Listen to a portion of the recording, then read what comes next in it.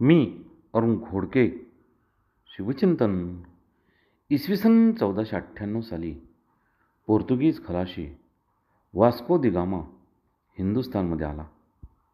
त्यानंतर हिंदुस्थानची व्यापार करण्यासाठी 20 मार्च इसवी सन 1602 मध्ये डच ईस्ट इंडिया कंपनीची स्थापना झाली. डचांनी भारतावरती मलबार किनाऱ्यावरती बऱ्याच ठिकाणी वखारी स्थापन केल्या. पोर्तुगीज व डच यांनी हिंदुस्थानात व्यापारास सुरुवात केली.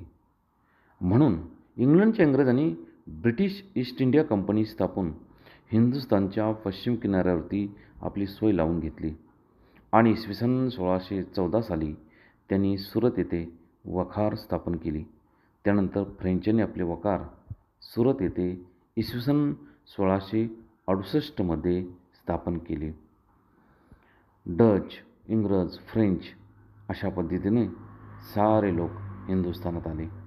पोर्तुगीजांचे आगमन झाल्यानंतर 1498 साली हिंदुस्थानच्या पश्चिम किनाऱ्यावरती कोचीन, गोवा, चौल, मुंबई, साष्टी, दीव, दमण इत्यादी ठिकाणी त्यांनी आपल्या वखारी स्थापन केल्या.